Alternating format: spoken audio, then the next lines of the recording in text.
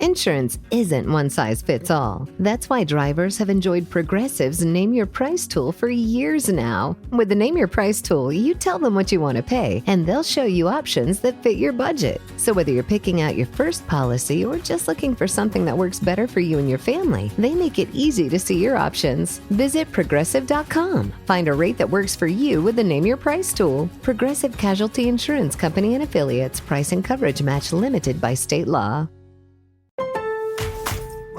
With the new My Lowe's Pro Rewards American Express card, earn 3 points per dollar spent on Lowe's qualifying purchases for the first 6 months after card account opening. Plus, save 5% every day on eligible purchases at Lowe's and earn points on eligible purchases everywhere else Amex is accepted. Card members get more at Lowe's. Subject to credit approval. 5% can't be combined with any other offer. Exclusions and restrictions apply. Points subject to loyalty terms at Lowe's.com/terms and credit reward terms at Synchrony.com/MLPRA-terms. Visit Lowe's.com/business credit.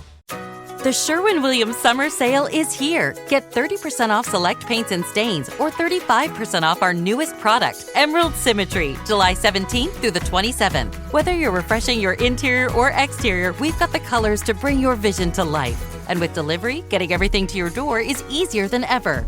Shop online to have it delivered or visit your neighborhood Sherwin-Williams store. Click the banner to learn more. Retail sales only. Some exclusions apply. See store for details. Delivery available on qualifying orders.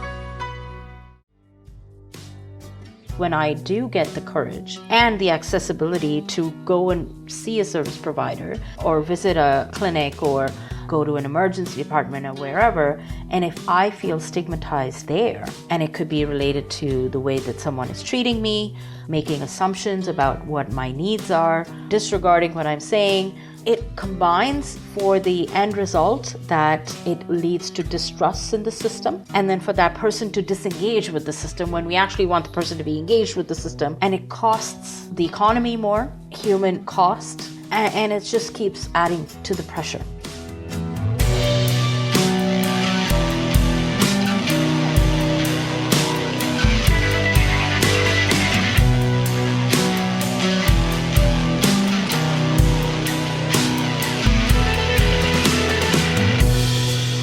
Ever felt like the mental health system is more of a maze than a helping hand? Well, there's good news. Efforts like the Quality Mental Health Framework aim to make care consistent, respectful, and actually helpful no matter where you are. This week, I'm speaking with Nitika, and she is the Mental Health Commission of Canada's Director of Prevention and Promotion Initiatives, and she leads programs that are focused on suicide prevention, mental wellness, and life promotion. So without further ado, I give you Nitika.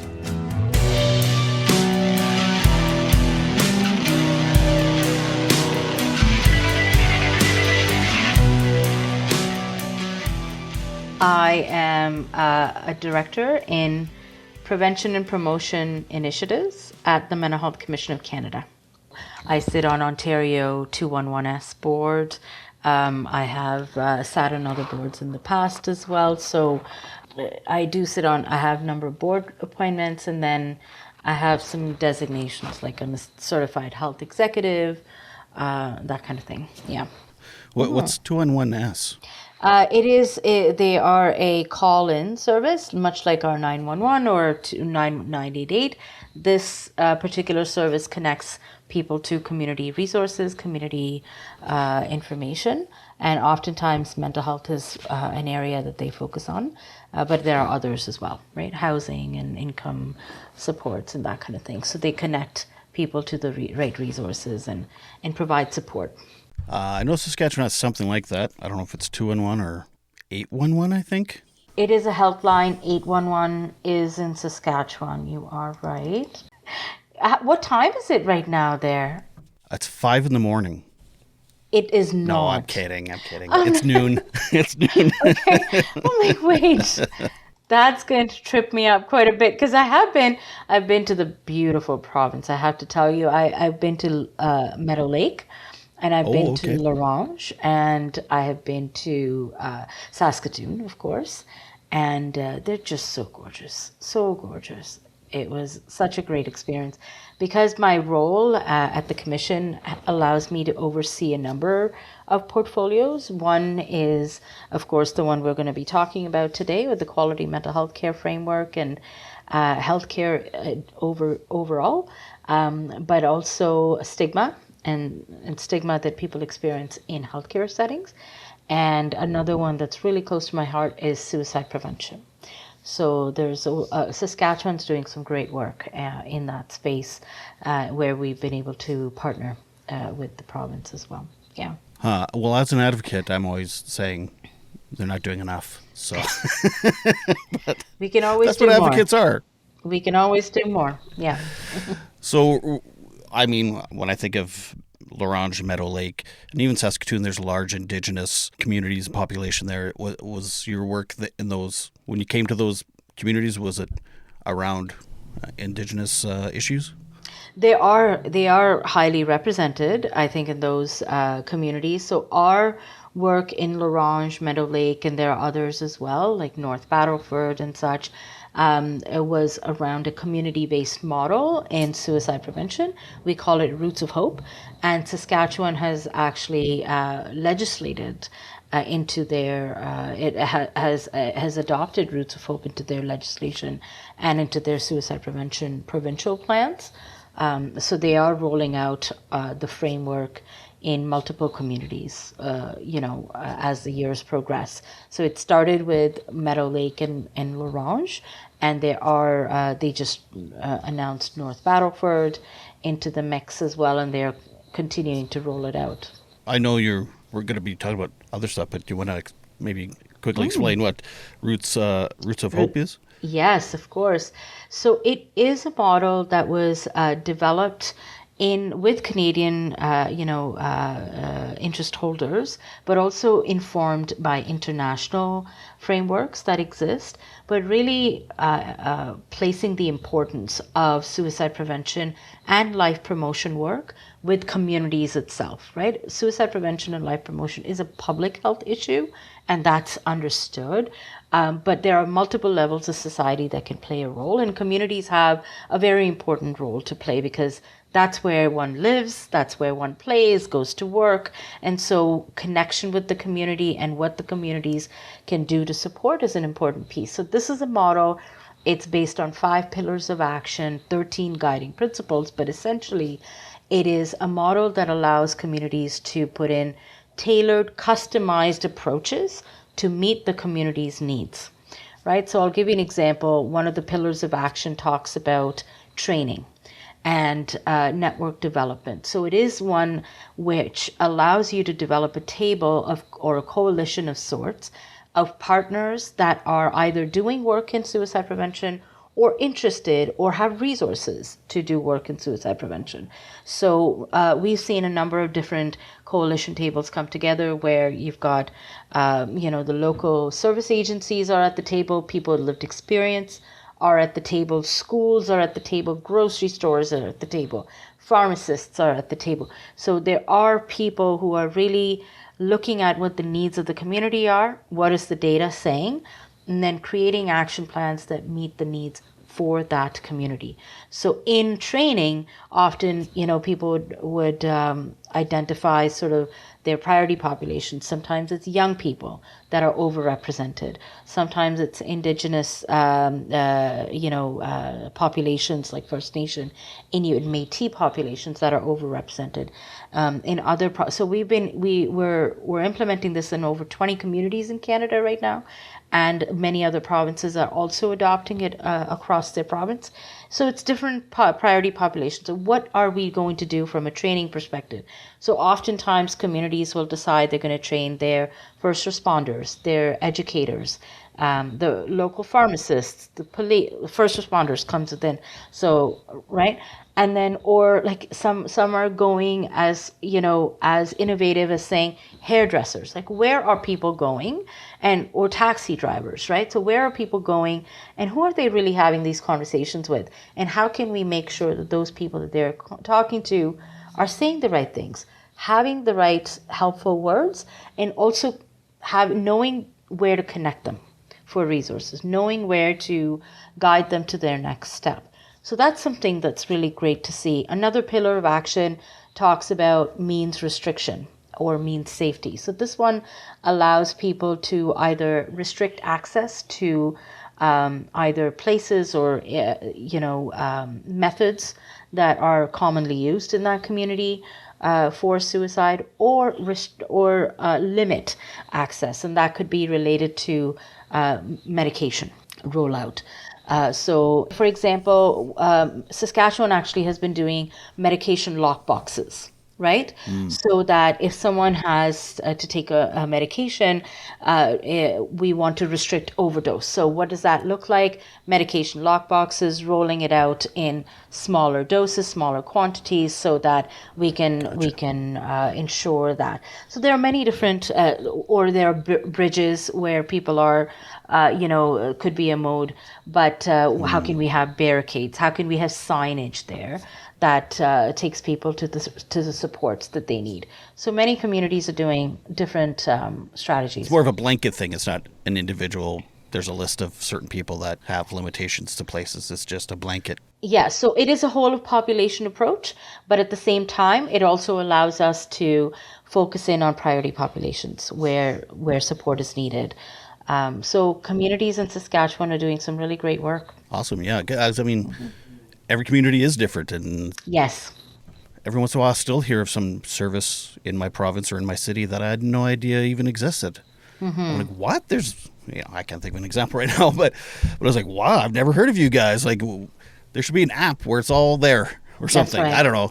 That's I don't right. know how to fix this And, stuff. and I'll say this too. Part of it is also being able to disseminate that information in a very effective way, right? Like you said, one could live in a community for a very long time and not know anything about certain services that are being offered, that are accessible, that do not require a lot of wait time, but it's just not being shared widely enough.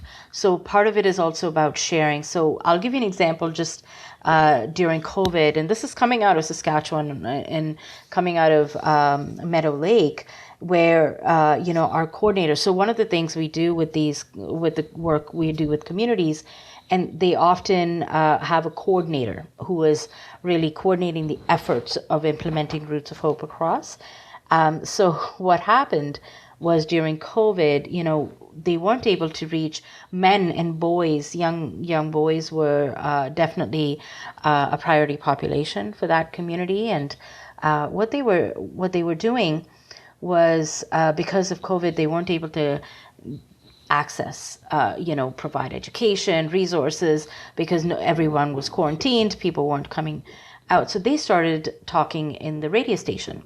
And it was men sharing stories and sharing and coming up and talking about what their experiences are. And in fact, what our coordinator and their coalition table realized was that to reach young men and boys who look up to their adult male figures in their lives, that's a great way to influence, right, this conversation. So that ended up as a great momentum in its own right. And they talked about their experiences. They talked about it. It's okay to not be okay. It's okay to seek help. It's okay to say that you need help. And what does that look like?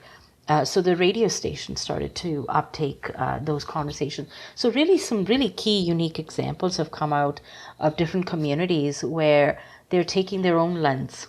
And that's what this model allows you to do. It allows you to put in bespoke interventions that are unique in the context that they are being implemented, that are not prescribed that you shall do this, and that's the only thing that you can do. Because of course every community is unique, but it is encouraging people, because all the pillars of action, they are rooted in evidence. So it is encouraging communities to take what is evidence-based, apply it in the context of the communities that they're applying it to, and then rolling it out.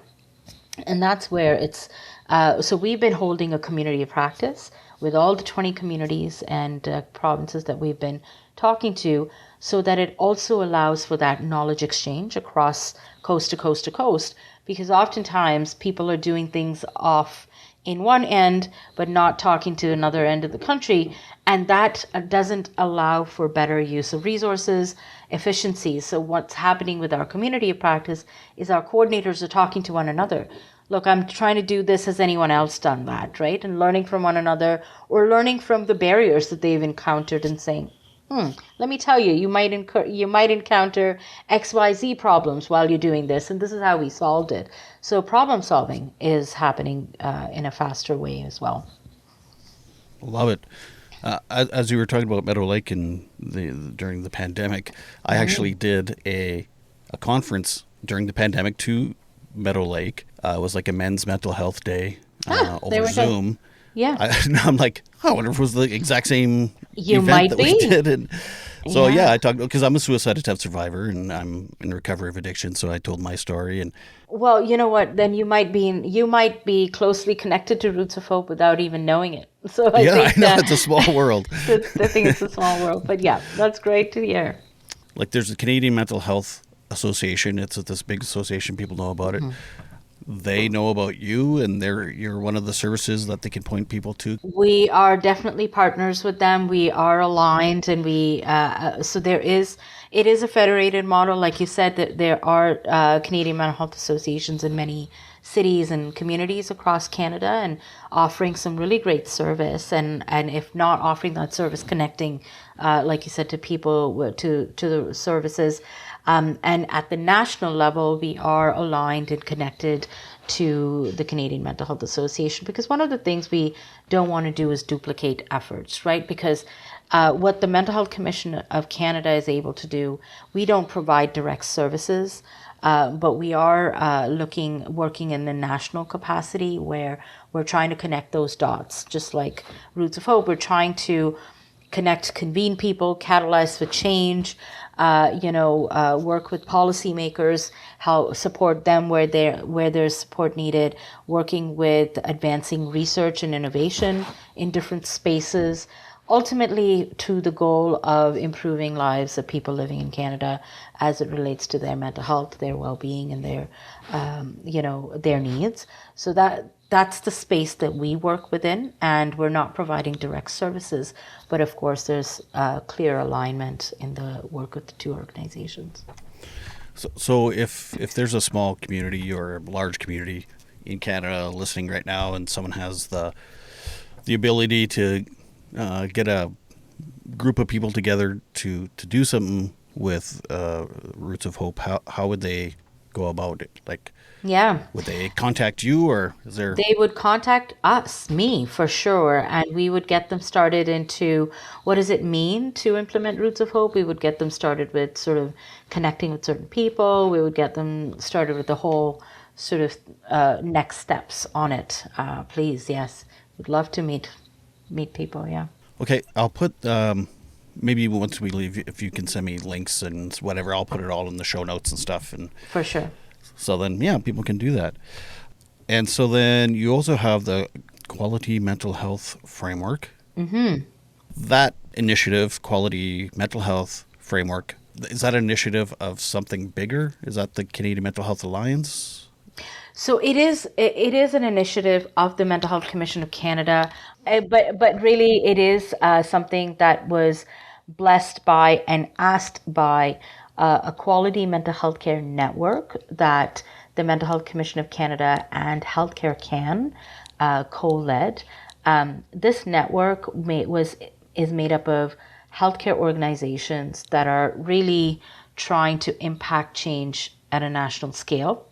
So one of the things that we acknowledged as a network was that there is a gap in trying to understand when someone is receiving care, what does quality mental health care even look like? And how do you ensure that it's integrated, putting the person who needs the care at the center of it all?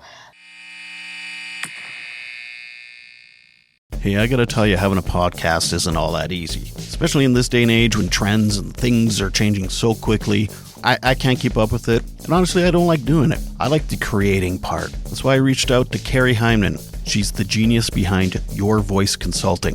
With more than 25 years of experience in communications and engagement, Carrie helps organizations connect with purpose and clarity. Known for her practical approach and steady leadership, she's built lasting relationships across industries and communities, guiding teams to communicate with confidence, empathy, and impact. And I can tell you, she is a long-term good friend of mine, and all of that is 100% true. So if you have an organization or a corporation of any kind, and you're spinning your tires, or you're needing some extra help, some advice, I'm telling you right now, go to yourvoiceconsulting.com and contact Carrie.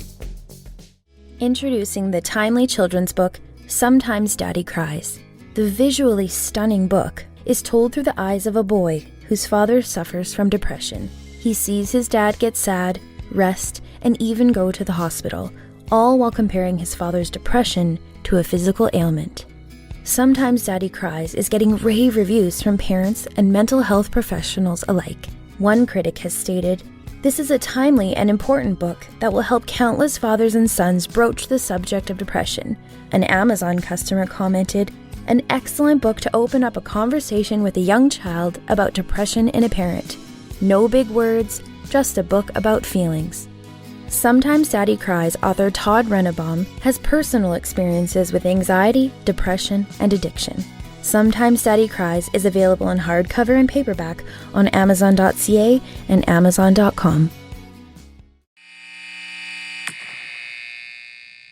So this framework came out as a practical guide to what good mental health care should look and feel like for patients and clients, so that their experience is more consistent, more respectful, and effective, no matter where they go to seek help. So it allows, and it went through a lot of iterations and a lot of conversations and environmental scanning and looking at the literature and all of that to essentially think about improving access to high quality, stigma-free or stigma-reducing, recovery-oriented mental health care. What does that mean, right? While also supporting the workers themselves, the healthcare workers, because that's equally important and very, very much so top of mind right now for everyone. So we want to make sure that their well-being is also taken into account. So it is a framework that has multiple dimensions, and at each dimension, the framework would begin with a statement of quality mental health care to me is, right? And you talk about that dimension. And you talk about what it is that we need to do when it comes to integrating someone's mental health care. What are some of the elements that healthcare organizations need to keep into mind? And I'm happy to also share links with that and things of that nature. Sure, yeah. Yeah. So this framework, would it then be like consistent across Canada, like hopefully like so you can go to any city and you can expect the same kind of quality care? Is that the that's the hope. That's the purpose. That is the objective of developing this, because it isn't consistent, right? At the moment, this is not being done consistently, and it is something that you cannot expect to have that same experience across the board. So this is where we're trying to make sure that when healthcare delivery is planned, it is taking these components, if you will, like these 8 critical dimensions into mind for mental health care patients, but also providers. So giving you an example, we are asking in one of the dimensions that the healthcare provider is integrated. Now, what does that look like, right? So one could say quality mental health care to me is integrated. It means that it's coordinated, it's collaborative, seamless, and includes my support system in mind. So that means that if I'm going from provider to provider, can it be coordinated that I'm not repeating my story every time? Can it be incorporating my support system in mind? For example, if my support system includes my caregiver, can it keep them in mind and include them in the journey? If it includes, and will it not make an assumption of who my caregiver is, right? Will it ask me? Will it be appropriate to me? Will it be inclusive of my choice? That all is incorporated into the thinking of what these dimensions look like. So as an example, is it equitable? So is it accessible? Are the services being provided accessible to me? Do they recognize the systemic sort of inequities and barriers that are in place that may hinder me from taking advantage of these services versus another person could take easy advantage of the service, but not me? So does that keep that into account? Does it meet my needs regardless of my socioeconomic status, my age, my location, my financial status, my racial background, my ethnic background, my cultural, my sexual orientation, my visible or invisible disability? What does that look like? Right? So it has all these different dimensions. So that's what we're aiming for. That's what we're hoping for, that when healthcare is provided from a mental health and substance use health perspective, it is keeping that in mind. Substance use health, I'll give you another example, recovery oriented. So this was, and every dimension has a definition that I encourage you to take a look at. It was belabored over hours and hours of thinking with lived experts, with service providers, with people, who play a role in the decision making. So in recovery oriented, we said care is person centered in recognizing my unique health journey and supports me in leading the recovery or life that I desire, right? So this is much more inclusive and ensures that person's choice, person's agency is kept into mind. With those two things, the quality mental health framework and Roots of Hope, so one is very kind of like consistent across Canada, the other one is very specific communities. So you have very specific things in each community, but you can expect the same quality of care, basically. That's the hope. So even with the quality of care, much like the work we are doing in suicide prevention, which is community focused but also takes the unique context of the community in mind, even the framework is taking the unique context of the person in mind that it's delivering the service to. So that, I would say that thinking is foundational because it's meeting the people where they're at with the care that they need. So it's not imposing, it is collaborative. It is partner with me for my care. That's what I meant to say. Or you got it. So when asking people maybe like what are some of the issues within the mental health systems and stuff, what were some of the very kind of common issues people had with the quality? Yeah, I mean, I think part of it is also that people are experiencing mental health and substance use health difficulties at the moment that are at a higher risk. They are at a higher risk of experiencing discrimination, stigma, human rights violations. Those are some of the themes that continue to pop up. We know that people living in Canada, their mental health is 3 times worse than before the COVID-19 pandemic. I believe it. We also know that 2.5 million people cannot get the care they need right now. So access is another thing. Access is a huge thing. And when it is being accessed, if you match that against what I just said about experiences of discrimination, stigma, human rights violation, then that overly exaggerates the situation because this leads to another piece of work that we lead is structural stigma. So what that means is when I do get the courage and the accessibility to go and see a service provider or visit a clinic or go to an emergency department or wherever, and if I feel stigmatized there, and it could be related to the way that someone is treating me, making assumptions about what my needs are, completely violating what I'm saying, to, disregarding what I'm saying, to the way the environment is set up in that space. Am I being treated like I'm not human, right? It all combines for the end result that it leads to distrust in the system. and then for that person to disengage with the system when we actually want the person to be engaged with the system for their better health, but it disengages the system, the person of the system more, and it costs the economy more. It costs human cost is huge, and it just keeps adding to the pressure. So that's where we're coming at here. Like, we need to reduce the stigma. We need to increase the level of integrated care that we can provide, and it needs to meet people where their needs are the greatest.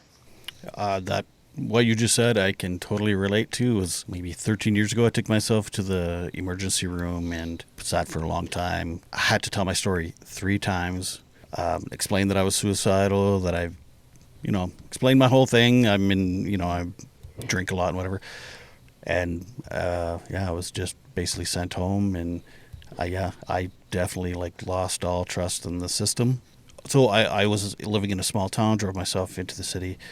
The next time I had a mental, so then I was just I was embarrassed. I was ashamed. I was like, oh my God, apparently nothing's wrong with me. And then did make matters worse to the point that a year later, I went to the hospital after a suicide attempt again. And that time I went to my local hospital, small town hospital, and the treatment was radically different because, the 2 systems are different. I knew people that worked at the hospital because I went, I grew up there and whatever. So, I can,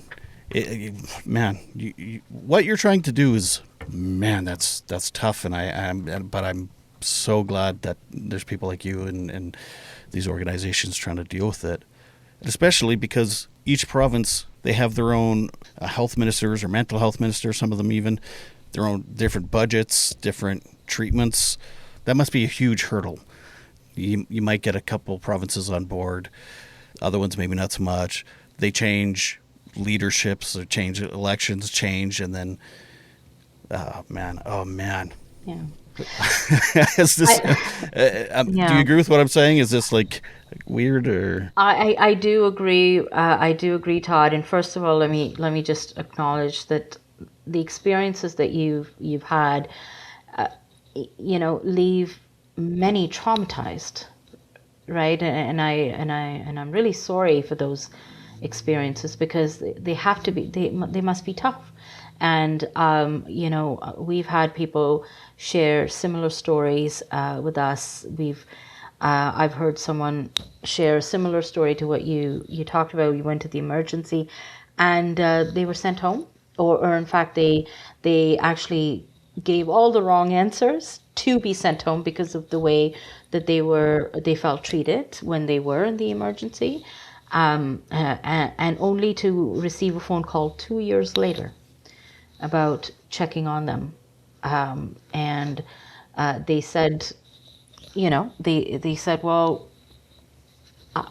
I don't need that call now, and that is a major concern, because it is a concern not only of the way that our programs might be set up, but it's also a concern around resources. And where are those resources are put into place? But it's equally, to me, a concern of the well-being of the workers who are providing the service, because they are so inundated with, requests and or needs that they see from people that the system is just not is at capacity or more. So that's also a big concern around. Are resources meeting the needs where they're at? And at the moment, if you see, 40% or so people don't have a family doctor, as an example, in our country. That's a big hurdle, because what happens as a result of that is many people go to emergency departments for needs that might not be an emergency department need, and that leads for more wait times. It leads to more, pressures on the system. It leads to higher costs.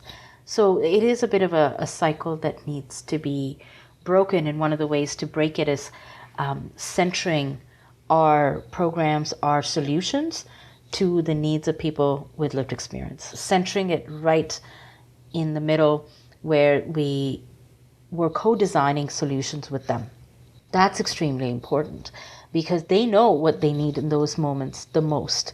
And sometimes those solutions are so elegant that they're actually not very costly to the system, but they are effective for a majority population.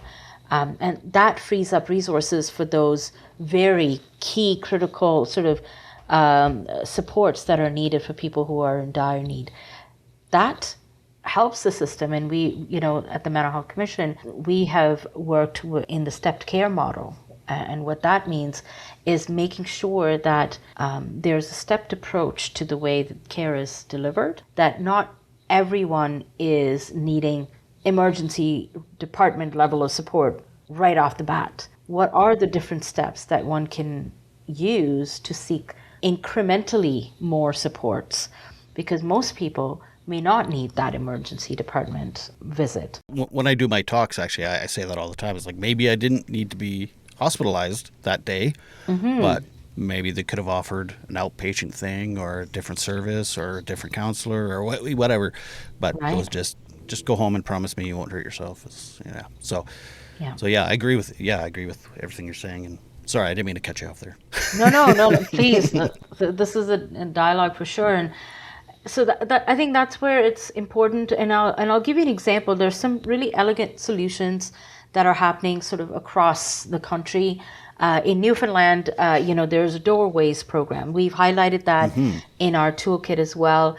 What they're providing is a lot like a stepped care model where it's rapid access to counseling services. No appointments are necessary, no referrals are required, and no lengthy wait times. And most Doorway locations, I think they have about 87 sites across Newfoundland. And their walk-in service, some locations provide same day or maybe next day service. So it's not a very long wait time. And appointments are also offered by phone. So really, again, trying to meet people where they're at, what their needs are. Anyone can walk in, receive a single session with a skilled psychiatrist or nurse, and social workers are there. It may actually alleviate the pressures within the system because oftentimes it's only one person to talk to in the right time will do the trick, right? And it will get you out of what you're experiencing in that moment and then continue with further supports down the road. Like a very validating conversation with a professional as opposed to just being told to go home. Exactly. And they've, so Doorways has now opened in 87 sites. They're in 30 schools. So schools is a great, place to be in because oftentimes students, who are they going to be talking to? If they can talk to a trusted provider for that one conversation that they need, and then that provider can share with them other sources of information available, that's probably enough. And for a young person in the school system, it's very daunting to try to go to a family physician, or it could be even more daunting to go and talk to an emergency department physician. Might be daunting to talk to a parent. It could be daunting to talk to a parent. So where are they going? Where's that trusted relationship? Again, back to within community settings. So in prevention to me is what we're talking now, which is prevention. Amazing. Yeah. 2024 alone, I'll give you an example of the need. Doorways has served over 17,000 people across the province. Wow. Does the province have to be like the government has to provide the funding for this, or how does that work? It would be coming from the provincial funding, if it's in the school systems, probably the education system and so on. So there is investment, but that investment in prevention far outweighs the investment in treatment, because prevention is definitely the first choice, right? I love that you said investment. Yes. It is an investment, and I wish more governments could see long-term or long as opposed to what have you done for me lately? Well, people too, not just governments, but this quarter we made this much. It's okay, but mental health-wise, this quarter does not much matter. we need long-term commitments here. Long-term, yeah. Yeah, so there are examples in many, and we've talked about examples from suicide prevention perspective. life promotion, and especially when it comes to First Nation, Inuit, and Métis communities, they've taught us so much about life promotion.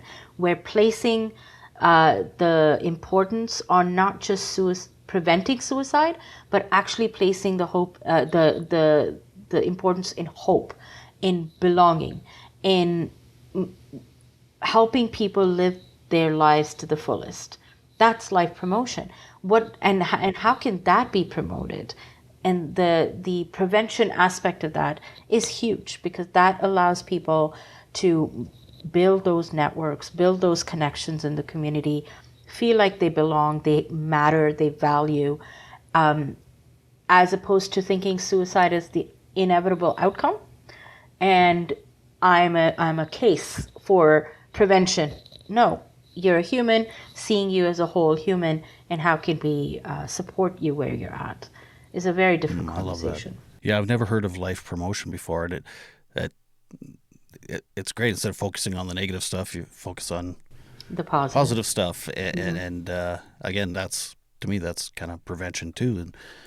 And the life promotion stuff, that's more under the Roots of Hope stuff.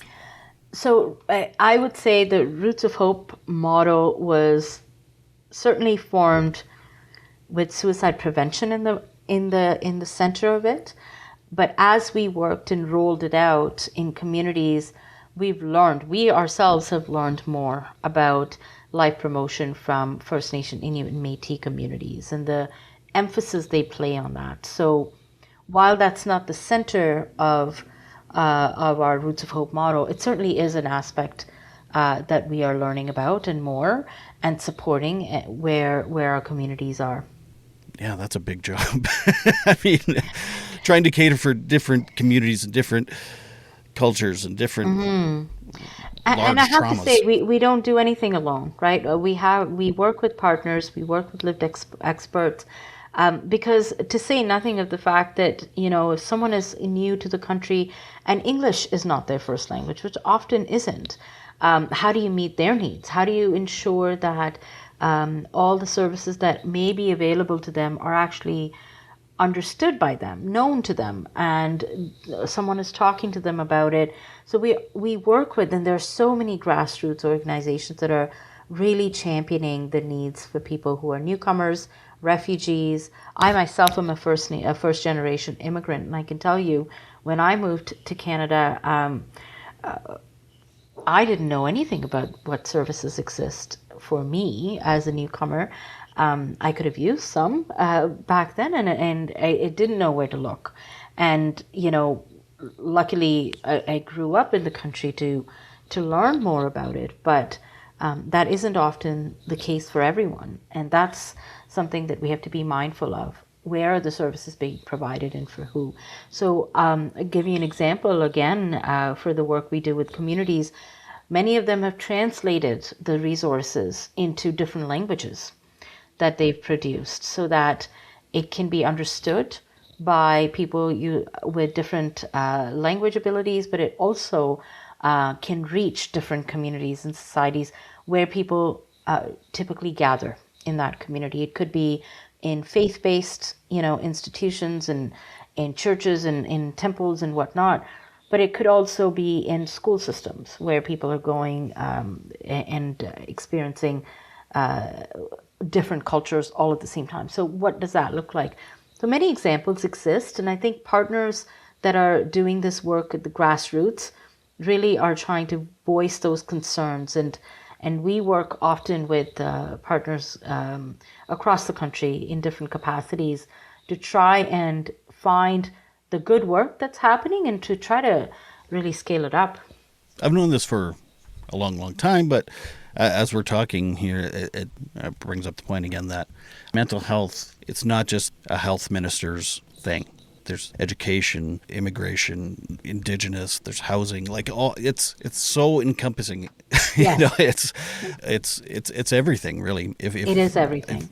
And it's so complex. There's no one answer that will fix everything. It really does take everyone involved, which is everyone. Everyone involved is everyone to really change their priorities maybe, or to focus on something more than something they have been in the past. Todd, you're really... Am I babbling? No, you're not, because I was going to say that you're actually making two very, very key and important points, that mental health is it is health, but it's also, mental health lives in all aspects of our lives. So whether it doesn't just sit within the health system, which typically is defined by our family doctors, our hospital systems, our service providers, where we go to seek care. That's not the only place where mental health sits. It sits in our school systems. It sits in our workplaces. It sits, in the housing sector. It sits in the immigration sector. It sits in all those aspects of life where people live, play, or work, essentially. And so that's a really important point you actually made. And the second point you made was, it is everyone's business. Mental health is upon everyone's business. It doesn't, and we have to collectively champion it. And that's where I think if we collectively can talk about it, collectively can accept that mental health is just as same as physical health, it's on the same level and platform, then we can start to lower the stigma. Then we can start to make it okay for someone saying, I'm not okay today and I need to seek help. And it becomes normal to say that, and it's okay to do that. It is everyone's business. It should be everyone's priority. And we need to get to that stage where we are comfortable to call it that.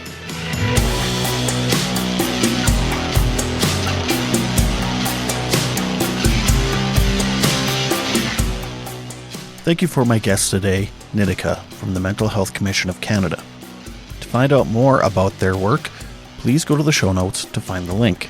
As well, you can find links to Roots of Hope, Mental Health Framework, Newfoundland Doorway Program, and the Canadian Mental Health Association. Please rate and review Bunny Hugs and Mental Health on Apple Podcasts or whatever app you are listening on. Please follow me on Instagram at Bunny Hugs Podcast and on Facebook, Bunny Hugs and Mental Health. If you enjoy the podcast and my guests, please go to buymeacoffee.com, and under Bunny Hugs Podcast, you can leave a one-time or a monthly tip. Any amount is extremely appreciated. You can find all my links in the show notes or at www.bunnyhugspodcast.com. Until next time, please remember to make your beds and take your meds.